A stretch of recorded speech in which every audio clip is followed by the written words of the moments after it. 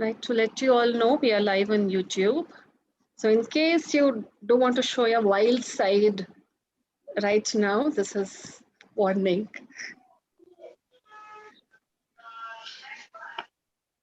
Oops, sorry. Ouch. Yeah.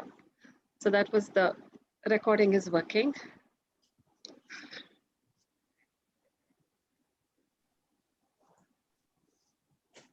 All right, let's get started.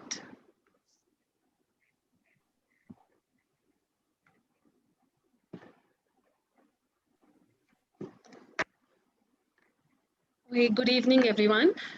Welcome to the ICF Bangalore Charter Chapters, the tongue twister really, learning series. So as I was sharing with Pino earlier, it's super outdoorsy and breezy weather, at least from my part of Bangalore this evening.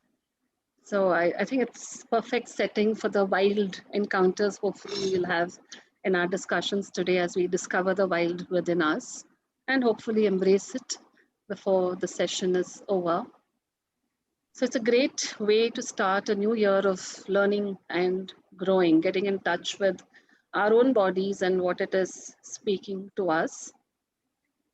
Before we plunge in today, wanted to share a message with all of you. So the last few months, the endeavor has been from ICF Bangalore chapter to bring newer perspectives or alternative spaces like say transaction analysis or ontological coaching onto this learning platform. So that apart from core competencies, we're also deepening our own awareness of ourselves from multiple perspectives. So I'm looking forward to bringing in more such speakers and themes over the next few months this year. So I really request all of you, if you have specific ideas, themes, and more importantly, if you know of speakers that will enrich our own learning, to please reach out one-on-one so we can have this benefit for all of us in the chapter. And so on for today. Who is this lady? Which lady? Sorry. Okay, I am Jayashree. Whoever is saying who's this lady, my name is Jayashree, but I would suggest please put yourself on mute. I'm the learning director for ICF Bangalore chapter for the last few months and hopefully for the next year. So on for today, it gives me absolutely great pleasure to introduce Pino Bettencourt. I hope I pronounced your name correctly, Pino. Yeah. Thank you. So Pino wears multiple hats. I will let her introduce some of those hats to you. But she's an author, she's an entrepreneur, she has her own TV show on a Spanish TV channel. She teaches leadership skills, and there's quite a bit more that I heard when I met her last. And what Pino does is she incorporates psychology, coaching, healing, and then combines it with what I understand is a radically new approach that leverages the wisdom of the human body. So I'm super excited to learn more about it today. So without much ado, I'm going to hand it over to you, Pino, to introduce yourself as your many varied personalities as you see fit and take us through the wild journey today. Over to you. Well, thank you so much, Jayashree, and thank you very much for this invitation to be with all of you today. It's wonderful to be in a session like this with coaches from India and to hear your perspectives as well. So what we discussed we would do is I would give an initial introduction into my story and how I developed this line of coaching I call Embrace the Wild. And then we'll open it up to Q&A so that it can be as dynamic as possible. I'd love to hear your perspectives and experiences as well, and how what I'm doing and what I've done up to now blends in with what you're doing in your practices and lines of work. So, I'll start with my name. My name is Pino Bettencourt, and Pino means pine tree. And as you know, in Spain, a lot of women are named after the Virgin Mary because the Virgin Mary appeared everywhere. She appeared on a mountain, on a pillar, on the sea. So we have María de la Montaña, María del Valle, María del Pilar, María everything you can think of. We've got a Maria who's been there. And so I'm Maria del Pino because supposedly the Virgin Mary appeared on a pine tree in the Canary Islands, which is where my Spanish grandfather is from. When I researched into the history on how the sighting of this Virgin Mary took place, it was actually very improbable that there was anybody. Supposedly a priest was walking around the mountains in the Canary Islands. The island of Gran Canaria has all the beach all around, and then it gets very steep into mountains because the Canary Islands are volcanic. And Gran Canaria, which is the capital of the area that we call Las Islas Canarias, the Canary Islands, it was one of the last islands that the Spanish conquered because the indigenous populations were very aggressive and very well organized. So when the Spanish arrived to this island, and they were directed by a French mercenary, a nobleman called Jean de Bettencourt, which is why my surname is a French surname, Bettencourt. The indigenous populations retreated into the mountains, and the Spanish established themselves on the flat earth around near the sea, which was the easiest place to live in. And this happened everywhere in the world, you know. Conquerors usually took the best lands and the best places to live, and indigenous populations had to retrieve into more hostile territories. And so it was practically impossible for a Spanish priest to be walking around those mountains and to sight the Virgin Mary sitting on the pine tree. What actually happened is that pine tree was sacred to the Guanches. The Guanches were the indigenous peoples who lived on the islands when the Spanish arrived. And they regularly they traveled to visit this tree and to pay homage to an indigenous deity of fertility and abundance, as indigenous populations did everywhere in the world. So I think it's a good place to start because I have the name of an indigenous goddess and the surname of a Spanish conqueror. And trying to bring those two visions of the world together is a very quick and symbolic representation of what my life has been like. So I can tell you right now, it hasn't been easy. But I do believe that it's the kind of path and life that prepares you very well to accompany others in their obstacles, their tribulations, and their paths of personal growth and leadership development. Yeah, my mother is Irish from Ireland, from the northern part of the island as well, as in fact. So from that line, I am a child of islands, and in both of those islands, there's been a lot of violence going on because, as you know, in Northern Ireland, there was the IRA terrorism, and my mother grew up with a lot of violence around her. Yeah. So my mother came to Spain, met my father. She was his English teacher, and they got married, and I was the first daughter. When I was 6 years old, we moved to Mexico, and one of my brothers was born there. We were 4 children, and we spent 7 years in Mexico, and then we came back, and I finished my education here. I became an industrial engineer, and I started my career implementing SAP. I moved to Paris to big, SAP is a German software, what they call an ERP, and in the 90s, there was a very high demand for people who could implement SAP because it was this huge machine with a big back door that you needed to open and hit all of the right buttons to make it do what each client wanted it to do. So there was a lot of work for consultants to come in and ask clients what they needed and how they needed it. And there was a lot of room for confusion. And so I found myself in huge projects of 50 or 100 consultants, where in supermarket companies, retail companies, the software wasn't ready. It was far from being ready to implement. So we had the German designers coming in to fix all of the parts of the system that didn't have any buttons, and we needed the buttons to be able to touch it. We had clients who didn't know what they had bought. We had partners who didn't know what they had sold. And big, let's say, experts in IT who knew nothing about SAP, they had sold their companies to Deloitte, and Deloitte had sold a big project to a big retailer, with a big team who knew nothing about SAP. The retailer knew nothing about SAP. The partners knew nothing about SAP. And so it was a land of opportunities for somebody like me. I was in my 20s. I was very ambitious. And in fact, what I was really good at, and I didn't know it at the time, was bringing people together and getting a result. So at that time, I thought that I just was very fast at learning SAP, but I wasn't. I was just as slow as everybody else because SAP was very complicated. It's a German software, so there was nothing easy about it. But what did happen was that I was able to bring teams together and earn the client's trust.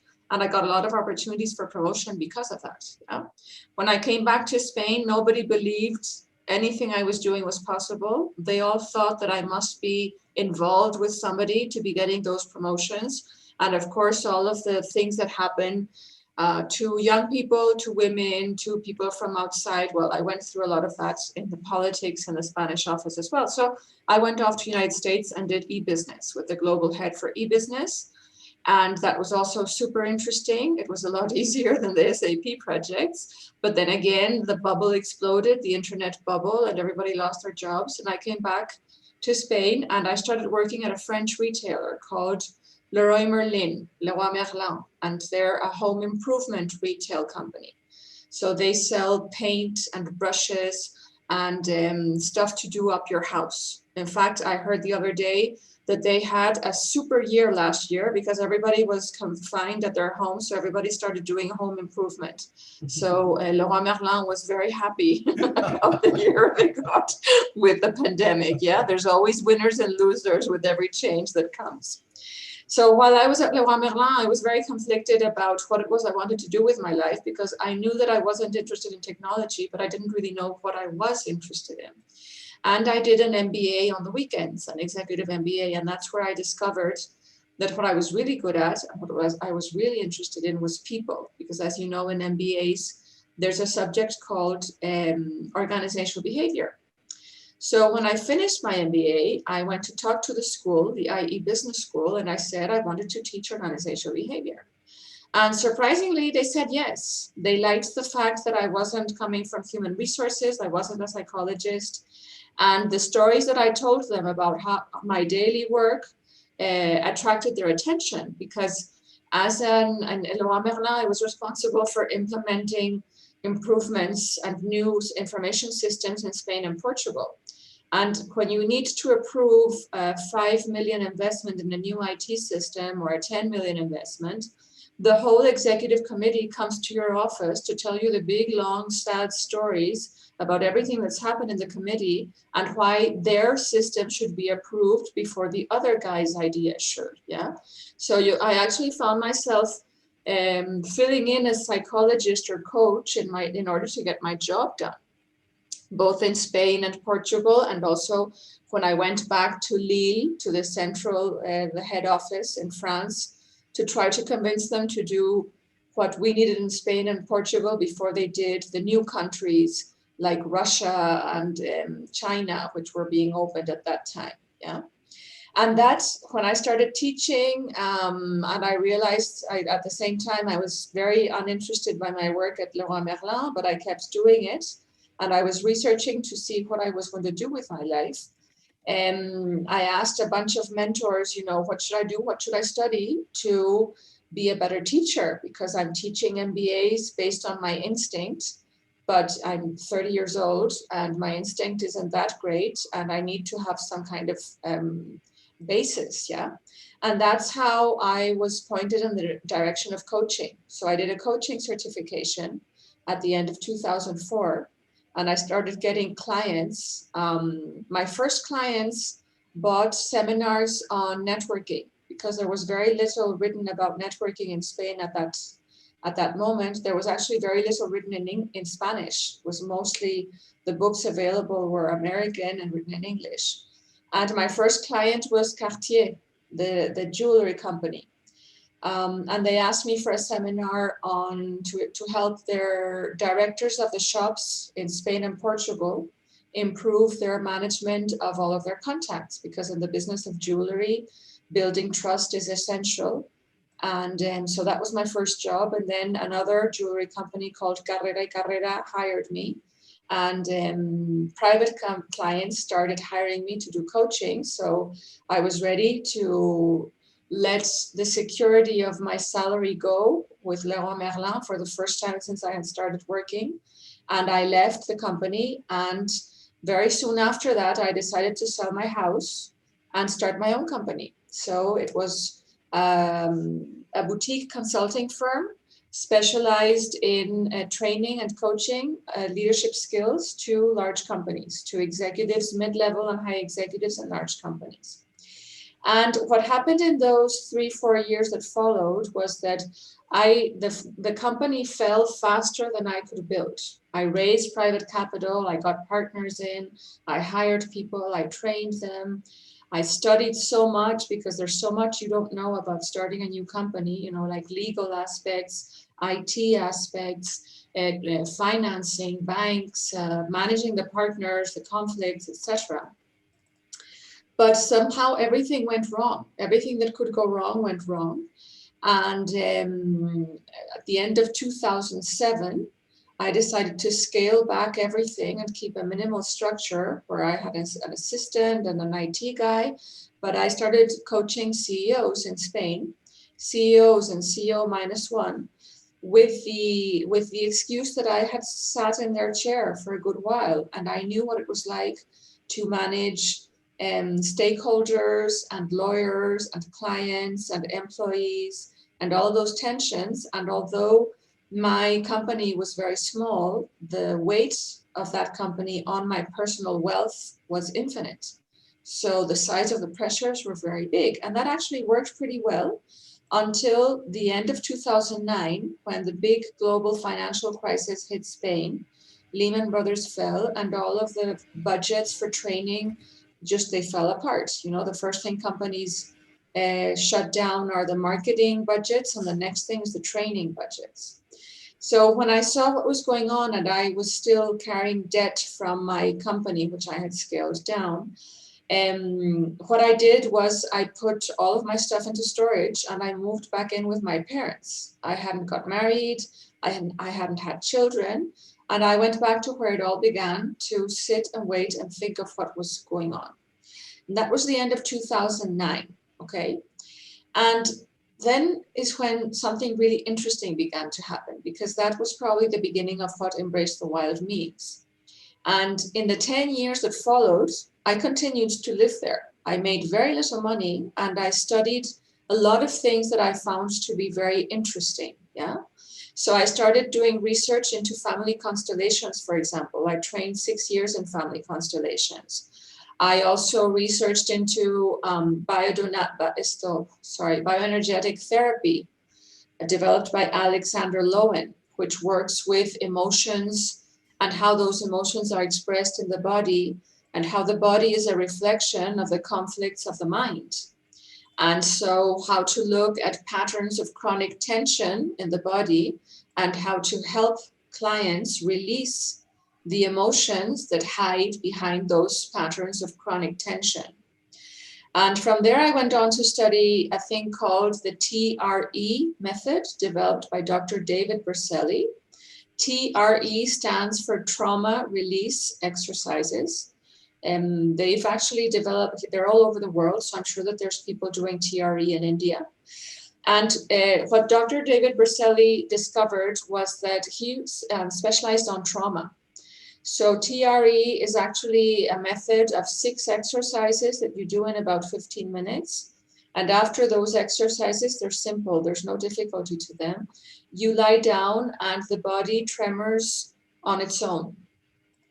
Those 6 exercises fatigue the big groups of muscles in the body. So that triggers the autonomous nervous system to initiate an involuntary tremor that all mammal animals have after a life or death event.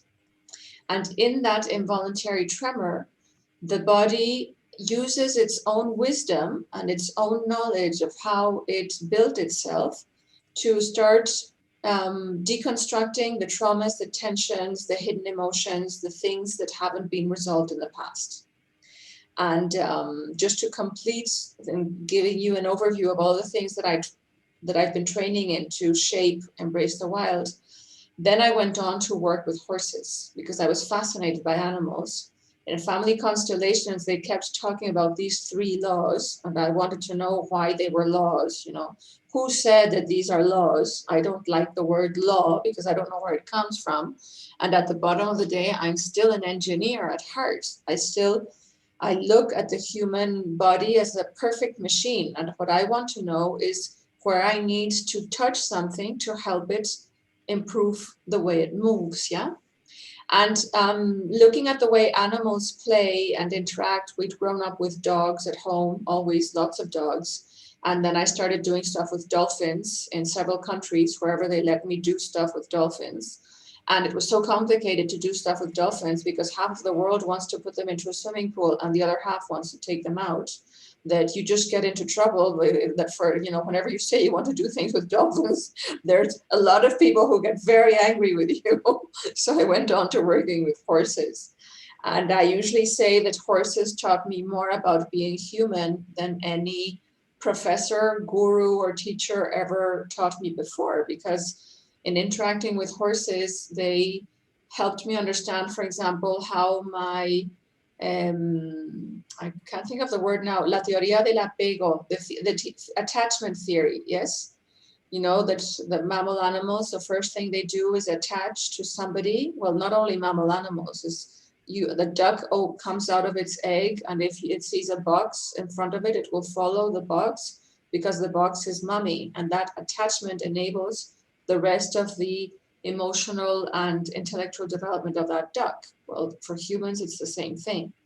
And actually, in all of these years in which I was studying all of these things and doing all of these different things, I was also working on myself. So I described those 10 years that went by living at my parents', earning very little money and developing my knowledge. I call them the initiation of a Tibetan monk in a Bridget Jones style, which means I was undergoing an initiation because I was looking into my own demons and I was resolving and taming my own devils.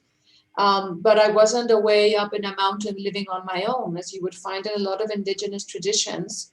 If you want to guide other people in their path of growth, whether it be emotional or spiritual, you first have to do it on your own. You have to go somewhere and sit on your own and get to know your own demons and devils, and then you can talk to other people about how to face them and overcome them. Yeah.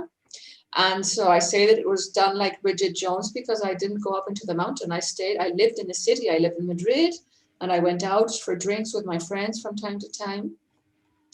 But the big part of my development and my time was going into developing what I would one day call Embrace the Wild. So what does it mean? Because you tell me if I'm going over time, okay, Jayashri?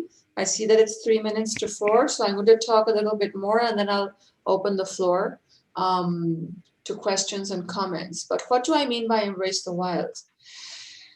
What I came to understand after studying all of these things is that 90% of behavior doesn't come from our rational mind. It comes from somewhere else. I mean, I learned that after my company went broke because I did everything I had learned in my MBA. I hired consultants, I hired experts. I didn't try to do anything to be smarter than anybody else. But everything went wrong. I mean, amazing things like having headhunters with calligraphy tests. Calligraphy looks at personality traits to match the best employees. And then having problems with all of those employees, we had to get rid of 2 partners out of 5. We had employees who hid information, who did things, very strange things. So I understood there that there was another intelligence operating within me. There was the rational part who was following instructions and doing what I needed to do strategically. And there was another part of me who was actually creating the same dysfunctional dynamics that I had experienced in my family.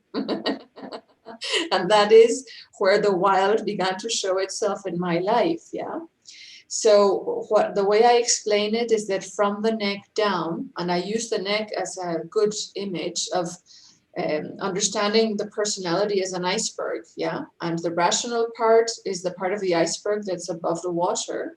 And then underneath the water, there's all of this other stuff going on that explains the movement of the iceberg. You can't understand how an iceberg moves if you only look at the top. You need to look at the entire weight and shape and the obstacles underneath the water and the currents of water and the currents of air so that you can actually know how it's going to move.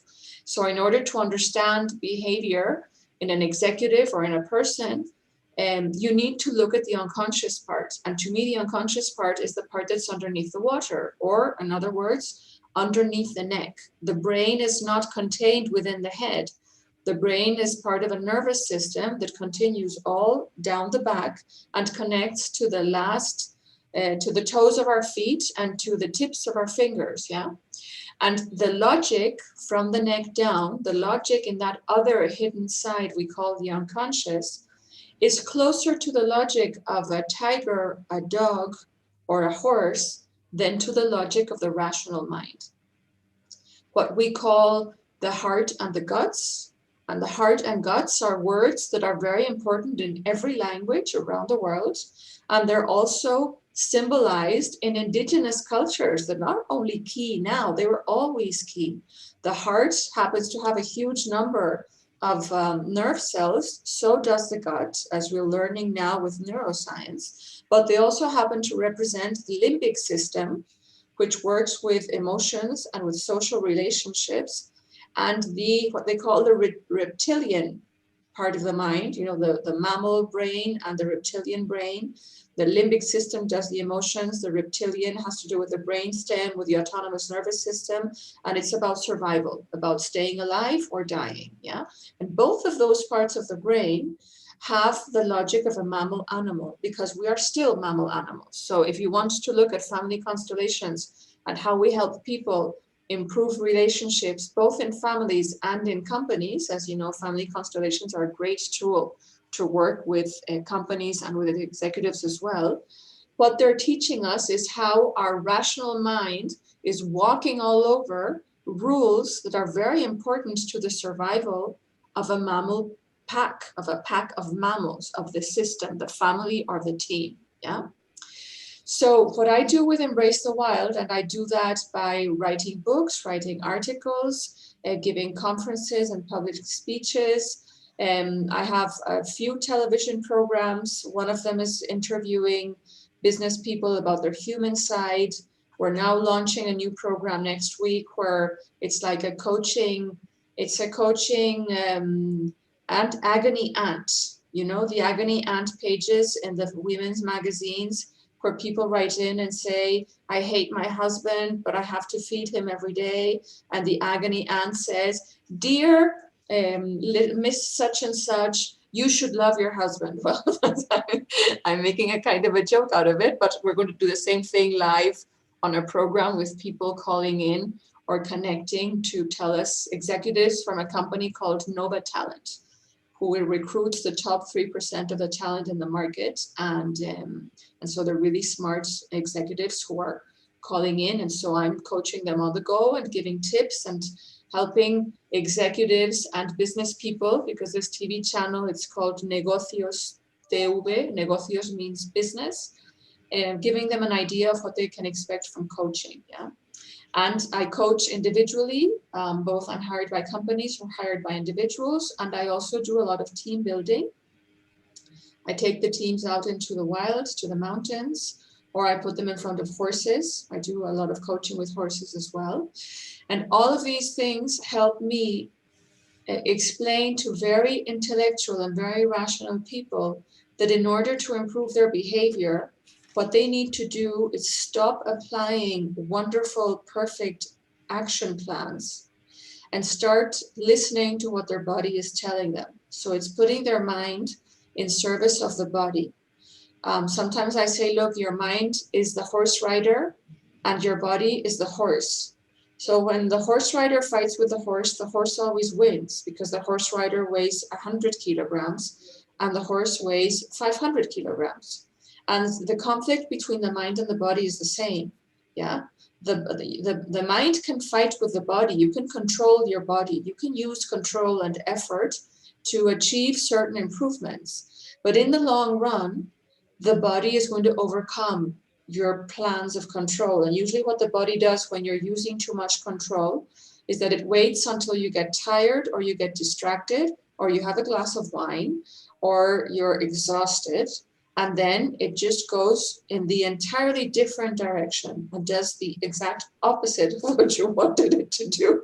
It takes its vengeance in a way that then makes you ashamed and sorry of yourself, and you want to control yourself a lot more. And we're all stuck in these kinds of patterns. Yeah, we do that with food, we do that with alcohol, we do that with spending, we do it with workaholic patterns of behavior, etc. And what I do of animals to explain to these very sophisticated executives how the body thinks in terms of survival and in terms of the team. So if everybody, for example, hierarchy is critical to hierarchy happens to be the second law of family constellations, is you have to respect the order in the system. If you don't respect the order, there's a lot of problems in the system, be it a family or be it a company. But if you think of it in terms of mammal animals, and again, I just think that executives are a lot more comfortable talking about lions and tigers. It's like, ooh, lions and tigers, than talking about psychology and constellations and blah, blah, blah. That just it turns them off, yeah. And for a pack of mammal animals, the minimum unit of survival is the pack. If the hierarchy is well understood and respected, the pack chase food or to escape from a predator. But if the hierarchy is not clear or it is contested and thought about, then that pack of mammal animals is completely lost if a tiger comes to attack them, because hierarchy enables us to synchronize behavior without having to talk about it or discussing. So the only mammal animals in the world who go hunting without having agreed what the hierarchy is are humans. And we go and sit in front of a very important client and put on our very important slides and have a huge ego fight control over who does the talking and whose slide comes first in front of a client. And though we may still sell the project, the truth is that gives the client the impression that we're not a good team, and we are not. If the client was a tiger, he would eat us up. Yeah. So that's kind of a very basic summary of what I call embrace the wild. Yeah. And it does enable people to start looking at stuff like mindfulness, pay attention to their body perceptions, and understand that if their mind starts working with their body instead of working against their body, they're going to be able to put a lot of improve the way they use their energy, understand why they keep falling into the same patterns of behavior, and also analyze the unconscious dynamics of what is going on in the problems and the challenges that they encounter at the office and at home. Because the interesting thing about Embrace the Wild is that from the neck down, the body doesn't really care if it's at the house or at the office. It does the same kinds of things in different environments. It just does it with more or less intensity, depending on the risk and depending on the intensity of the love. Yeah. So that's why everything that happens with your couple, with your husband, your wife, your loved one, your romantic partner, is probably the best place where you can learn to be a better leader, because you do the same stuff you do at the office. You just do it more intensely, and the other person sees you a lot better. Yeah, there's no better and more intimate mirror of all of the things that you still don't know about yourself than your romantic partner. And all of those notions are reachable and discussable when we look at the body as a wild animal, and we look at the wild as a source of wisdom and not a source of random chaos. So I'm done talking for the moment. How should we do the Q&A? Jayashri, you're the boss. How would you like to do this? I invite participants to put their questions on the chat, and I could read them out, or you can unmute and ask too. And while we are waiting for folks to ask, I was wondering, Pino, could you talk about specifically how could we listen to the body? Or as coaches, how could we help our clients listen to their bodies? Well, the first thing I would say is that to me, the most important thing that coaches need to do at the beginning, in the middle, and at the end is invest a lot of time in their own personal growth. The best source of knowledge and wisdom and understanding that I have had by far in my journey is me. While I was doing all of this stuff I told you about, I was also doing a lot of therapy. I was getting a lot of feedback in Family Constellations. And everything that I learned made sense when I applied it to me. So I would start with that. I think it's critical to always have a parcel of your time invested into learning more about yourself through whatever techniques you're interested in, whatever appeals to you. Trust your gut. If you're interested in belly dancing, go do belly dancing, because there's going to be learning in the way you do those movements for you. For me, it was horse riding. It was a passion. And every time I got on a horse, I had panic attacks. And because I had the panic attacks, I was able to research into what was wrong with my attachment with my mother. Yeah. So that's the first thing I would say. The second thing I would say is that it's all about the body. Somebody said that the body is the new battlefield. And what that means is that all of the conflicts in the mind are mirrored by the body. And understanding your body is about listening to all of the things that it says. The problem with the body is that it doesn't speak in words or numbers. It speaks in feelings, emotions, instincts, sensations, the hair getting on the hair rising on the back of your neck, a headache, rumbling tummy, sore ankles. All of that stuff is actually part of a language. It's just more like hieroglyphics than like words, yeah. And if you pay attention every day to what you're feeling and write that down in a diary and start to connect the dots, and you remember what you dreamed, for example, how are your sensations of that day related to the dreams you had the night before or the recurrent dreams that you've had in your life? And that's like a great question to ask somebody, is what recurrent nightmares have you had in your life? Because that is where symbolic thinking, the language of the limbic mind, is at full play. And those are going to be very much related to what your story is, yeah? And so the more you listen to your own body, the easier it's going to be for you to help clients understand how to start listening to it themselves. I usually start with some very simple exercises. I always say, what level of tension do you feel from 1 to 10 right now? And write down several times a day what level of tension you feel, because that's going to help you understand how your body is reacting in different levels of tension to different moments of the day, to different people, to different situations. I also ask, what is the most uncomfortable part of your body right now? And what is the most comfortable part of your body right now? And that's another question to ask yourself several times a day, because that develops your perception of body sensations. Yeah.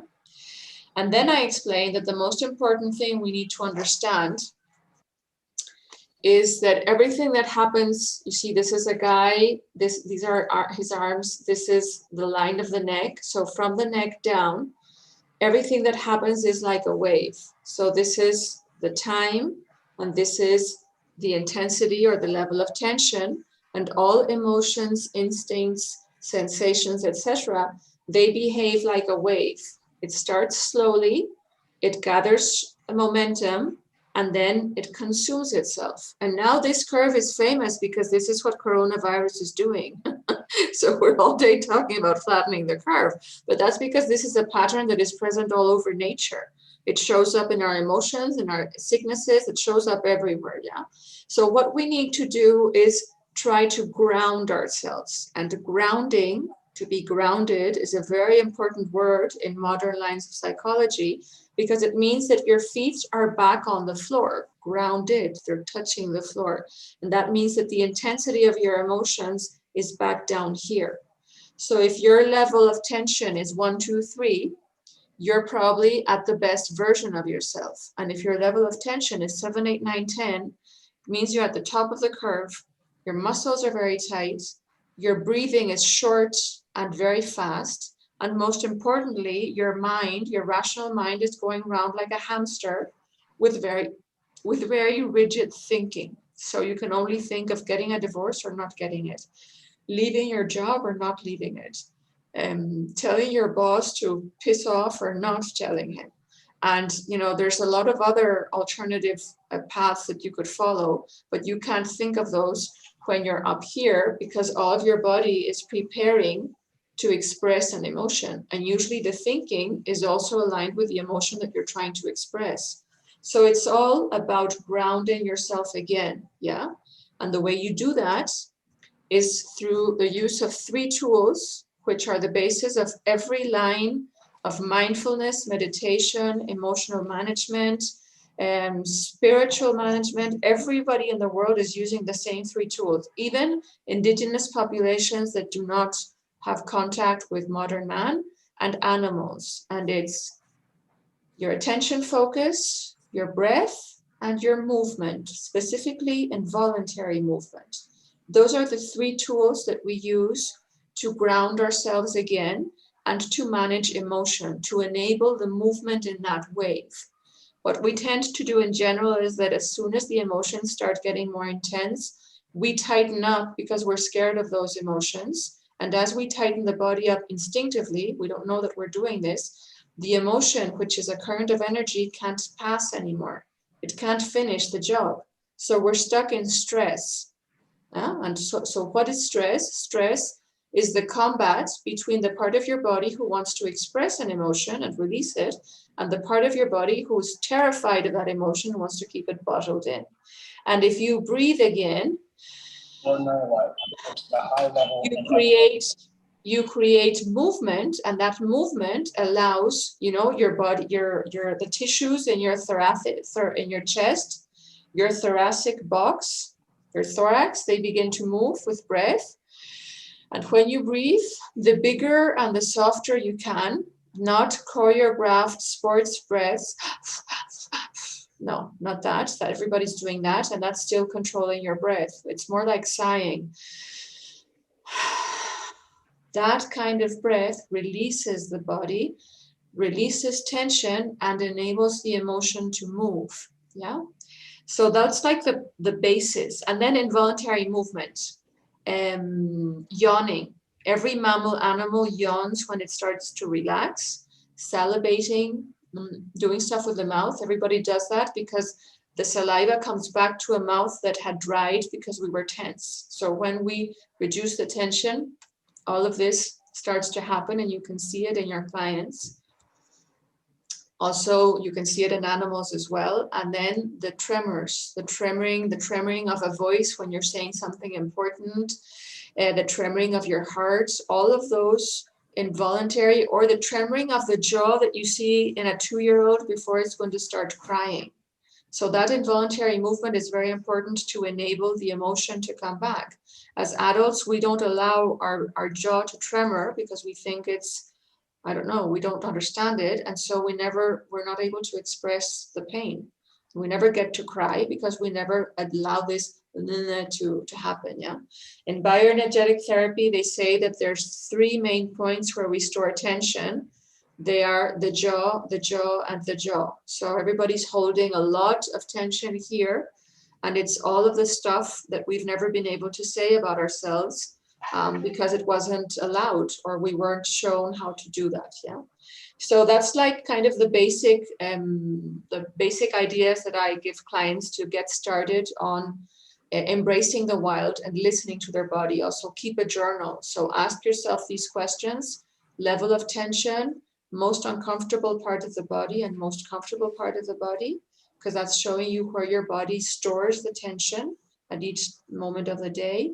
Take a few breaths, big, soft breaths, and see what level of tension you have after that. And if you have time, move the body slowly, move your neck, move your hips, put on a song and do non-linear movement, as some people call it. And it's just let things happen, because that is how the body best gets rid of the tensions that are limiting its movement. So involuntary movement or non-linear movement is about dancing as if nobody was looking. And it just means let your body do what it needs to do to stretch out and really release the tension and get back down to grounding. And in grounding, you find the best version of yourself. And your brain is at its best, and you remember all of the stuff you know, and it's where your talent is most available to you in order to invest it into the challenges you have in front of you. A quick question, Pino, and there are a few other questions on the chat. So therefore, picking up on what you talked about involuntary movement. So if I choose to make a conscious voluntary movement, like yawn or introduce saliva into my mouth, does that mean that I could transition from being a stressful kind of a situation to a more relaxed? Is that corollary true? Look, that's the kind of thinking that Amy Cuddy suggests, yeah? And it does work to a certain extent. So this is not about right or wrong. This is about finding the tools that work for you. So yes, that could help you. If your neck is tense and you want to release, there's a pain in your neck, voluntarily moving it around slowly is going to release that tension, yeah? But it's a lot more powerful if you do, for example, the TRE method. And if you want to look into the TRE method, you can go to traumaprevention.com. That's the website. And they have the exercises on YouTube. You can go in and look for TRE method and look for the video that's authored by Trauma Prevention, and they demonstrate the 6 exercises. And so what happens is that with voluntary movement, you can obtain a certain level of relaxation, yeah? But with involuntary movement, you're letting the body release itself. And so on a regular basis, those involuntary movements are a lot more powerful in releasing tension. And it's the kinds of things that happen, like psychiatrists say that there are no accidents. So in a sense, what they're saying is that everything, all of the stuff we get into, all of these Freudian slips and all of these things that we do, like we thought we were directing the movement, and then you look back on it and you realize that it was actually your unconscious mind who was directing it, yeah? So I think it's very interesting to learn from your non-linear movement. It's going to tell you a lot about how your body reacts and what it's feeling, and it's going to help you join the dots with what you've done up to now and the kinds of problematic challenges or situations you get yourself into. Yeah. So Shabari has a question about how, what wisdom does the wild give us as we coach during these pandemic times? Is there something special or significant in these times that? Well, look, the thing about the pandemic, it's very interesting because in my experience, systemic crises are only triggers of individual crises. So in the pandemic, there's some people and some companies who are having a terrible time, and there are some people and some companies who are having a great time, like Leroy Merlin, the home improvement retailer. They made the year in sales. So our pharma companies, they're making a lot of money. There are always people and companies who are benefiting from every crisis. So the thing about sicknesses, and this is very controversial, so I'm going to say it in a very simple way, and then I let each person draw their own conclusions, because this is where the pseudosciences and the complicated things happen. But the way I explain it is, when an emotion cannot find its way, its way out of you, it kind of stagnates, and that leads to the development or the pressure that creates physical symptoms and sicknesses. Yeah, that doesn't mean that you're good or bad or fast or slow at expressing the emotions. Sometimes the unconscious information and the emotions withheld are too difficult to face, and they involve the whole family. So actually, this is a vision that comes from Family Constellations. And Family Constellations, they treat every sickness as an irresistible call for attention. And what that means is that when a family member gets sick, everybody in that family pays attention, because that means that death is near, and that impacts the whole family. And what they're telling you with this is that that sickness is giving you an opportunity to learn something about yourself and to learn something about your family. And that sickness can mobilize conflicts which had been frozen or stagnant for years or for decades. So if with that idea, you look at the pandemic is bringing a huge wave of self-awareness everywhere. It's making us question a lot of the business models that we were comfortable with, because they're very destructive to the environment. Also because we've learned that we can live without fast food and fast travel. And fast fashion. It's taken away the easy distractions that were covering over the emotions we didn't know how to process.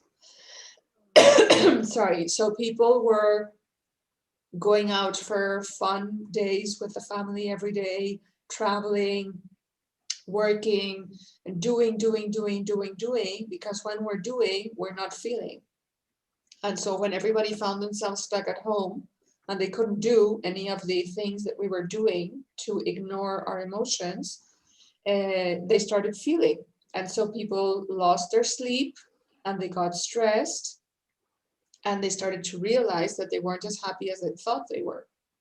So in that sense, the pandemic is a huge wake-up call for the world in many senses. And it's very dramatic because it's creating a lot of grief and a lot of death. But it is a force of the wild. I think that to me, emotions are a force of the wild. They're like volcanoes. So when I encounter a client who hasn't advanced in 20 years, yeah, you look at somebody who tells you, I've been stuck in this loveless marriage or this loveless job for the last 20 years. It's very easy to come from the outside and say, oh, you're lazy, you don't want to grow, you don't want to invest in your personal growth. From the outside, it looks really, really easy. No, that's why there's this saying, you just live in my skin for 24 hours and you're going to get an idea of what difficult it can be like.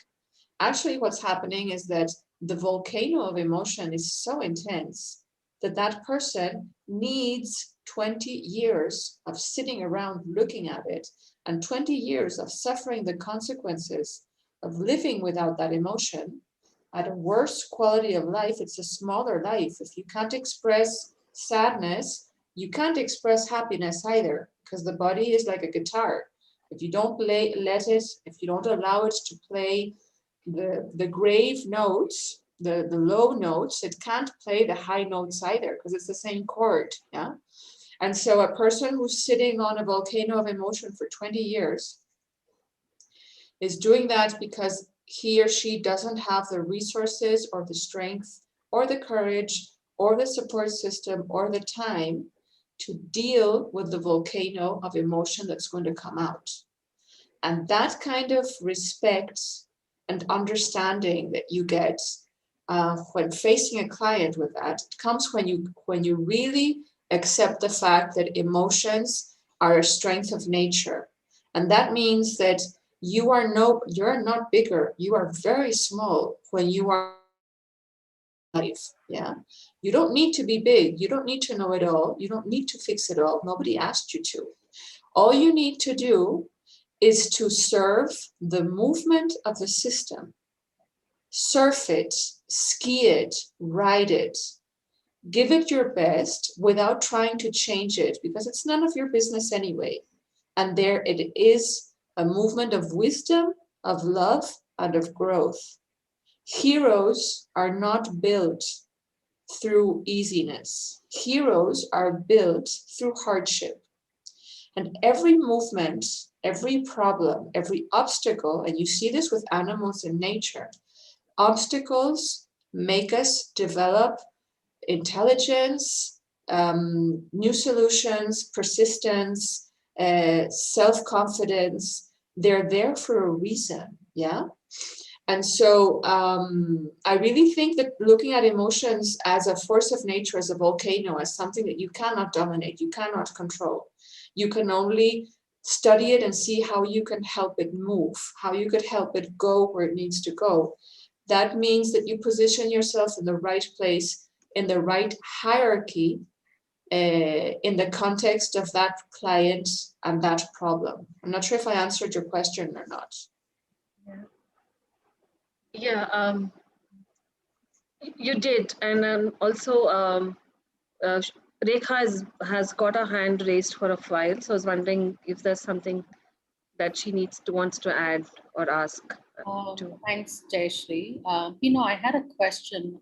At times when we are talking to our clients, and I've also observed that a couple of them don't recognize their emotions, especially. And they are in constant denial of when we ask the question of how are you feeling? Either they've not been able to understand their emotion, or they have not come in terms of acceptance of their emotion, and hence they are unable to say what are they really feeling, and they give a very kind of a very straight blank answer of saying I'm kind of feeling okay, but I know that there is something beyond that okay, the way that they're saying or by their facial expressions, and I do try to explore if there is something that their body is indicating, whether if some part is stiff, some part is loose, but they are unable to really connect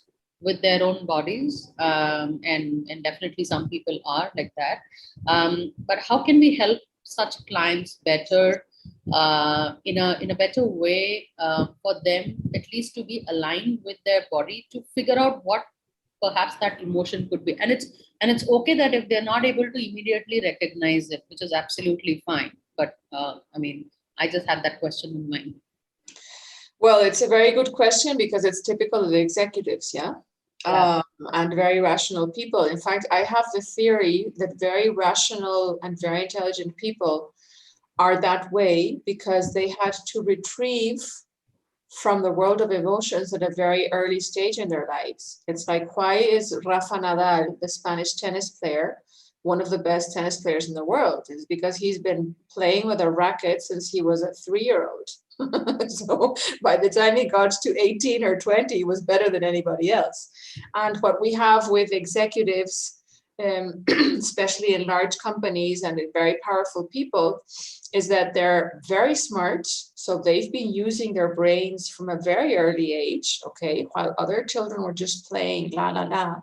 They were thinking of how to help their father protect the family, or how to keep their mother happy, or how to take responsibility for all the children in the house because they needed to help parents who were very stressed. So they were developing intelligence from a very early stage. And second of all, they're very, very comfortable with tension and with very complex situations because that's all they've ever known. So how did they become comfortable with these situations? Separating, dissociating, taking their mind away from their emotions, And so they become great executives because they're great at managing pressure because they don't feel it. And they're very smart, okay? So then you come along and you're trying to help them reconnect with that and trying to explain to them that the way to improve as executives is by reconnecting with their body. And of course you say, what do they feel? What do you feel? And they say nothing, or they say fine, So that's why I start with, these questions that are very similar, very simple, like what level of tension do you feel? Is there a part of your body that feels colder, that feels hotter? Like use let's say, more simple questions that help them focus their attention on their body. Yeah. And ask them to practice those, because they need time practicing before they can get there. You know, I usually say, this is like when Karate Kids, somebody said this is very similar to Tai Chi. Of course it is. All martial arts are full of this kind of wisdom, because martial arts, not that Tai Chi is a martial art, but you know, it's yoga, Tai Chi, this there. To find your strength, you need to develop your perception of the body. Yeah. And so developing the perception of the body, these tools are like Karate Kid. Instead of learning karate, the guy told him, put wax on the fence, take wax off the fence, put wax on the fence, take wax off the fence, which is very frustrating because it looks like I'm not doing anything. And learning to use breathing and asking yourself, your level of tension is like, this is not what I came for. But then somebody hits you from here and you go clack without thinking about it. So you need to have patience in the sense that it's going to take them some time to catch on to what things to look for in order to be able to feel their bodies. The next thing I would say is I use a lot of feedback. So with a client who can't connect to their emotions, there's a lot more talking, and there's a lot more asking, you know, probing for their beliefs, you know, working with ontologic kind of coaching and working with tools that they can think about. But when they're talking about something that is deeply moving to them, and you see that there is emotion in their bodies, you tell them, do you know that your eyes are getting wet right now? Sure. Have you noticed how your throat is going? Do you know that when you're talking about this subject or this person, you're getting all red? And by pointing it out to them, they know, oh, this is what it feels like to feel something. At this moment where you can see that they're actually feeling something because your body is showing you, your body is talking to you and saying, this is very meaningful to me, is where you can point their attention to what you're seeing and help them become aware. And the first times you do that, they will not be aware. Yeah. But it's a path. And I'll tell you, I usually work in contracts of 6 sessions. And there are clients that use up 5 sessions without being able to connect with their emotions, and they start to get it on the 6th session. Yeah. I will also say that working with family constellations is super powerful, because when we do the constellations, and they usually, what I do, for example, if I'm working over Zoom, yeah, and to those of you who don't know what a family constellation is, it is a symbolic representation of the unconscious dynamic. So you assign, for example, I would say to a client, look, this is our screen. Let's look at the relationship between you and your boss. And so let's imagine that it's divided down the middle. This side represents you, and this side represents your boss. So first, I'm going to get over to this side, and you're going to get over to that side. And all you have to do, you don't have to think. You can't talk. You can laugh, growl, do whatever you want, but you can't talk. You can cry. You can do anything that is nonverbal, okay? And in this place, I want you to feel the sensations. So what level of tension, what is uncomfortable, what is comfortable, whatever you feel, describe it as physically as you can. So first I'm going to get into the place of your boss, and you get to that side and you represent you.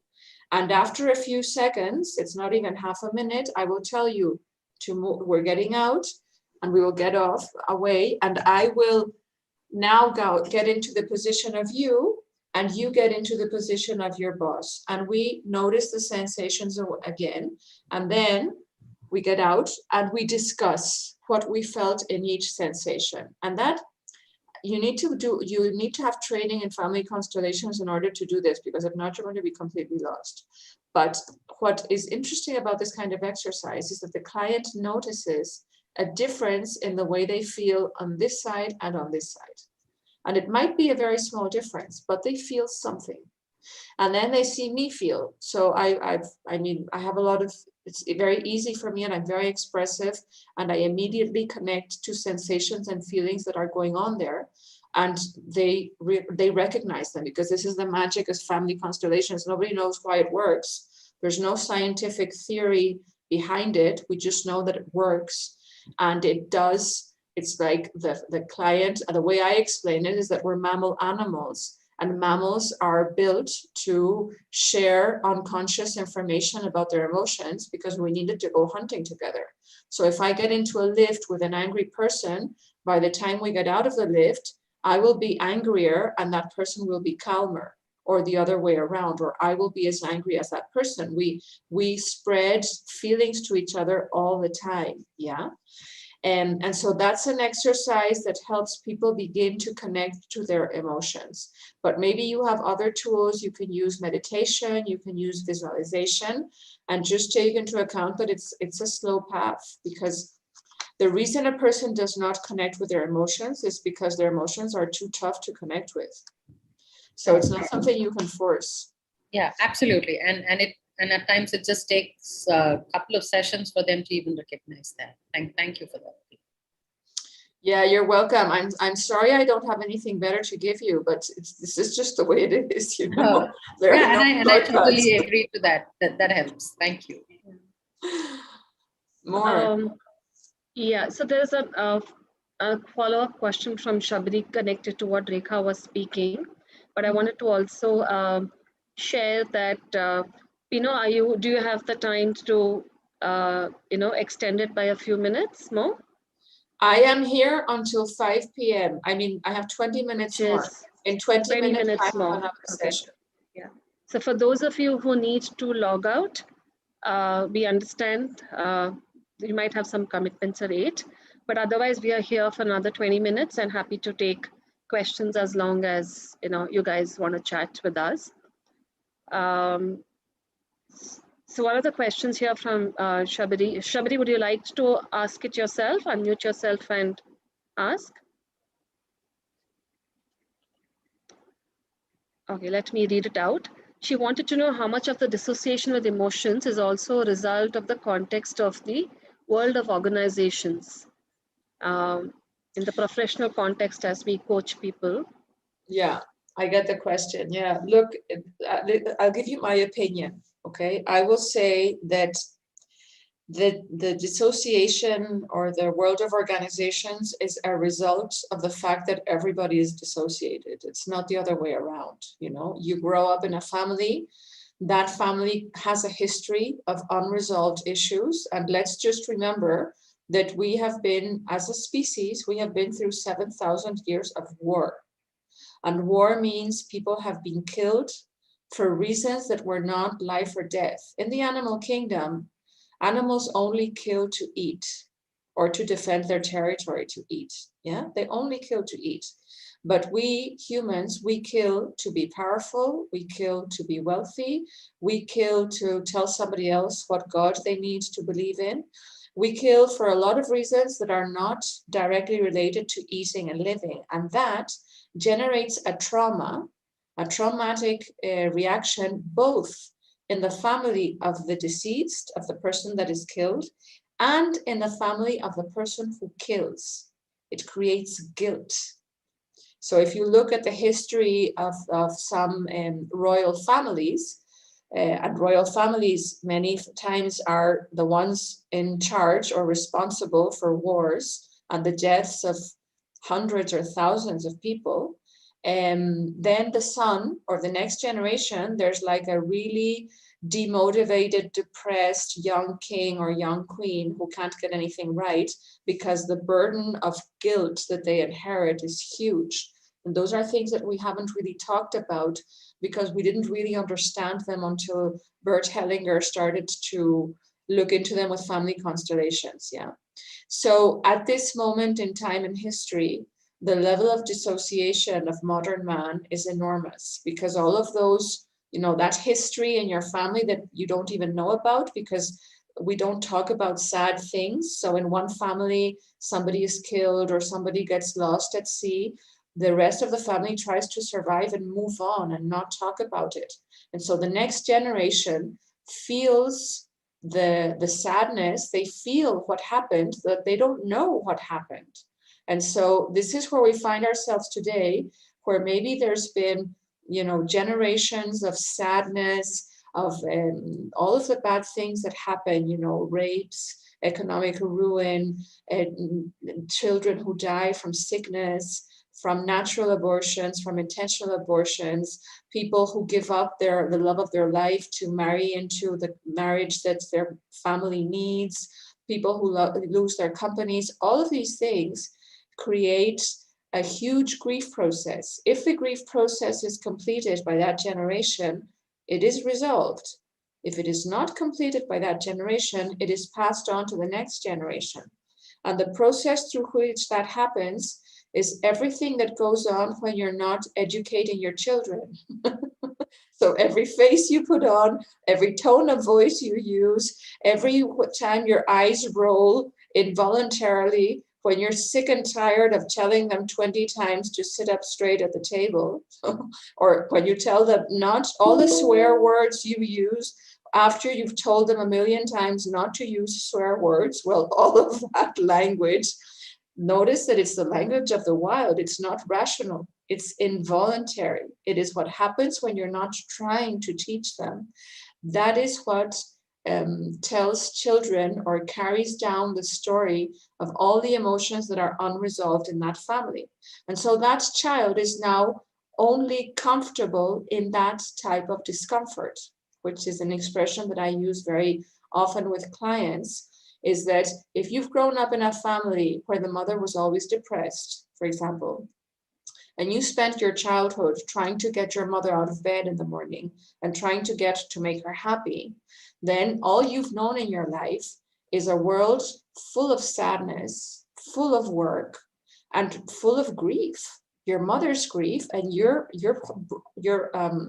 heartbroken, among other things, because in the conceptual, in the actual intellectual capacity of the brain of a child from 0 to 7 years, everything that goes wrong in this world is his fault. Children don't understand that the world around them is a consequence of a lot of causes. They believe that if the mother is depressed, it's because they're not good enough. So now that is the only type of discomfort that that person is comfortable with. If you put me into a company full of happy people where everybody hugs each other and shares all of their feelings all day, they will be out in less than 3 months. They're going to hate it. Even if it looks like what they want, it's going to feel impossible to live with, because what they need is to repeat the experience that they knew as children, among other things, because that's what the unconscious body needs in order to overcome the situation. It needs to repeat it. So this is why we repeat patterns all the time, is I need to live in a world that is the same thing as having a depressed mother for as many years as it takes for me to become aware of the fact that I'm only comfortable with depressed bosses, or in a family business with a depressed owner, or in a team with a depressed alcoholic team leader, or in a marriage with a depressed husband or a depressed wife. And so I'm involuntary or unconsciously choosing all of these situations that I would never choose if I had the choice. Okay, my mind would never choose those. But my unconscious mind, the wild side of me, is choosing those situations, because through repetition is how the body learns to improve movement. And you see this with babies. You see a baby is trying to hold on to a fork, and it's going to spend 1 or 2 weeks doing this and this and this. And it's always looking intensely at the hand. And it's like even sometimes like biting its tongue, because it's taking in all of the information of what is going wrong with each attempt to finally get it right. And once it gets it right, it goes on to something else. It never looks back. Yeah. So the body learns through repetition. And that is why the body needs to repeat situations that are similar to the family with a depressed mother in order to heal the wound of growing up with a depressed mother. And so if you look at it that way, we go into companies where everybody in that company is there comfortable with the same kind of discomfort, and the only way we can deal with it is by being disconnected. So I don't think that people are disconnected because their companies are disconnected. I think that people are disconnected because we have been through a terrible time as a species. All families have been impacted by the awful things that we have done in the name of law, in the name of religion, in the name of progress, in the name of technology. The awful things that we're still doing, because we are killing, I think, hundreds of indigenous people every year in order to exploit the Amazon forest. So we are still doing the same kinds of awful things that we've been doing for years and years and years, but we don't talk about it. So we dissociate from it, yeah, as a species. It's very interesting. And so, of course, and why do we do that? Because we cannot, why did Spanish people go down to Argentina at the beginning of the 20th century, yeah? The 1900s, and they went down there and they gave prizes for the number of indigenous people that you killed. And that's 100 years ago. We were still doing it, yeah? So that the dissociation comes from there. The dissociation happens when the body is put in a situation that is so overwhelming in emotions that it cannot be survived unless the brain separates from the sensation. That is what dissociation is called. And how long does a dissociation last? It lasts until we have the resources and the ability to be able to connect back to that body and process the horrible emotions that are stored there. And so our companies, our countries, our families are a result of all of the unexpressed and frozen emotion that we have built in every family over the last 7,000 years. That's my opinion anyway.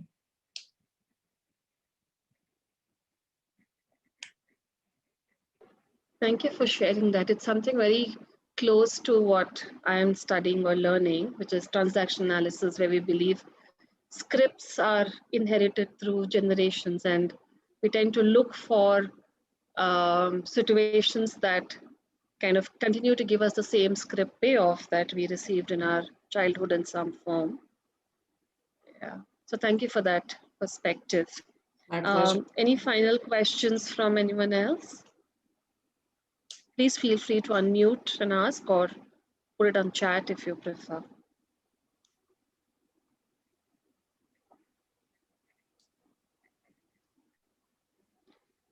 Okay, there's anything else that you would like to add, Pino? I see there is no more questions on the chat before we close.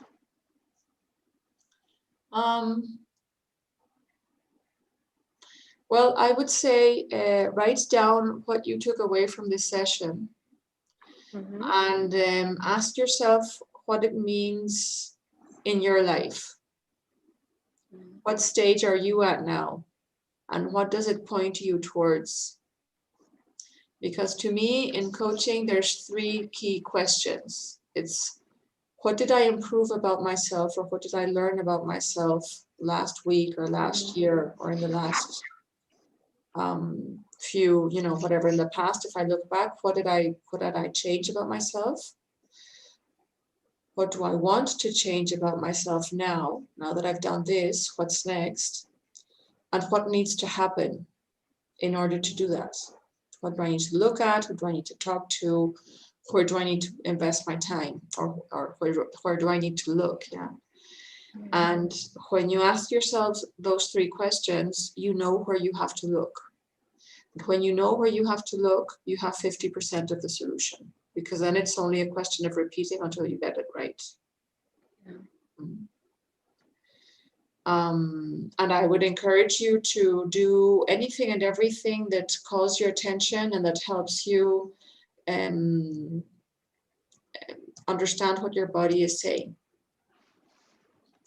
Through sports are great to connect to the body, all sports in general. Horse riding was wonderful for me, surfing, sailing, rock climbing, as you were saying, Jayashri. Yeah. All of that stuff, even painting, whatever is your passion, it's going to help you learn, why am I painting flowers instead of painting people? Or why am I painting people instead of painting other things? If there's so many questions you can ask yourself. And the more time you spend looking at what you're doing and why you're doing that, the better you're going to be as a coach. I think that coaches are kind of, they're under the false belief that is present in all other lines of business, that the more titles you have, the better you are. And it's not about titles. In fact, when I see coaches that have too many titles, I start to get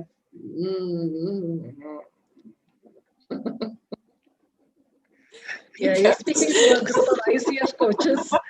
I know, I understand that, but the worth of your coaching is not in the outside, it's in the inside. And that is something that you get in a lot of books of spirituality from very different lines of spirituality. It's stop looking for the love outside, look for it inside. And stop looking for the wisdom outside, start looking for it inside. All of the answers are inside. And, getting titles is great, but make sure that that title is helping you learn something more about yourself. Because if it's not, if it's for show, you're only fooling yourself, really. I mean, you're not fooling anybody who has any knowledge, any other coach who comes across, or any other client. I mean, there are some CEOs who are so wise, good executives, really good leaders, are perfect people readers. They see right through you. So learning to look inside and having the trust to be yourself wherever you go is going to do a lot more for your coaching practice than anything else. Thank you. I think that's the biggest thing that I'm taking away, which is to reflect, look within, and listen to oneself more. Thank you for the session today, Pino. Thank you for listening to me. It was a pleasure to be with you guys. And I wish you all the best. And if anybody has any questions or comments, I'm here and I'm happy to listen. And I'm open to anybody who's interested in doing a little bit of coaching, of course. And I would recommend books, but the good ones are in Spanish, and I don't have the budget to translate them right now. So they're not going to get into English anytime soon. They're on their way, but it might take some time. But there's a lot of, if I recommend stuff in English, somebody mentioned before on the chat, Women Who Run with Wolves, excellent thing to look at. Mm-hmm. There's also a book called The Wind is My Mother. It's on Amazon, and it's written by a Native American shaman about the way that they grew up and the way that they were taught. And I would encourage you to go look into your roots, into the indigenous and rural knowledge and wisdom in the sayings, in the stories, and the legends that are told in in your place of origin, in your villages, in your family. There's a lot of wisdom in all of those stories. And I'll tell you one last thing, which I love. It's the legend of the Sky of Indra. Do you know it? Yeah. So the Sky of Indra is an infinite net of perfect pearls or perfect gems, where every pearl reflects every other pearl around it. And my first therapist told me that story, and I thought it was beautiful. And I remember it from time to time. And what it's telling you is that every person you encounter is giving you an image of yourself. Every other pearl, every other person is bringing you a reflection of who you are, is a mirror of who you are. And you see that it's so full of wisdom. Thank you, Pino. And that's on this so note, beautiful. That's so beautiful, yeah. Pino. What a lovely way to look at other people around you. Naturally, you look at them with so much of love and affection the moment you see it that way. Your entire perspective of the world and people around you changes and shifts. That was so powerful. Thank you. And the closer they are to you, the richer that image is. Yes. It might be more painful.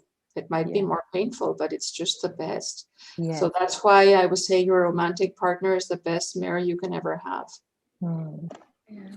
Powerful. In fact, I think we should do a different vote of thanks this time, Jayashree. Everybody here should unmute and say something they're taking back to Pino so that Pino knows we listened to her. We may not have come on camera, but maybe we should just unmute and tell her one thing we're taking back. That'll be the best thank you note for Pino from our end. Lovely. I've typed mine in the chat already about dancing.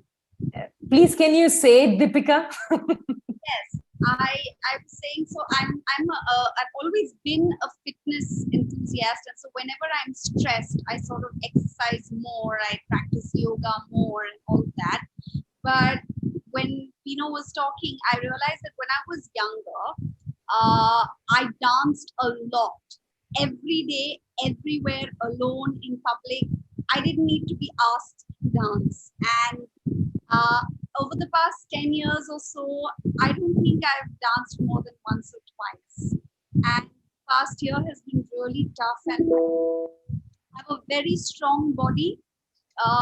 But this year, my body is really giving me trouble, and I think I should dance again. Thank you. Wow. Okay. Shrikant? Yeah, We're going to, sorry, we have to do this quicker because I have to get on to another Yeah. session now. Yeah. I'm so sorry. It's a lovely idea, but we have to be faster. yeah. Thank you very much, Pino. For me, the biggest thing was the metaphor that you used, the horse and the rider. That is good enough. That's a great metaphor to take away. Yeah. Anyone else quickly before we close? Doctor? You're You're muted. mute. Thank you, Pino. I think that was a great lesson we have learned. I'm an animal lover too, so I can enter into all what you have said. Thank you very much. Thank you. So yeah, Thank you. Thank you, Pino. Rashmi, ending conclusion. Nothing. A big virtual hug for allowing us to find out what makes us who we truly are. Thank you for so everything. much for giving us extended time today, Pino. Really Thank you, appreciate it. Rashmi and Jayashree. Thank you, Pino. and Thank you so much. Thank you Thank all. you. It was very lovely to meet you, and I wish you lots of wild wisdom. Thank you. Bye. Thank you. Bye. Bye. Bye-bye.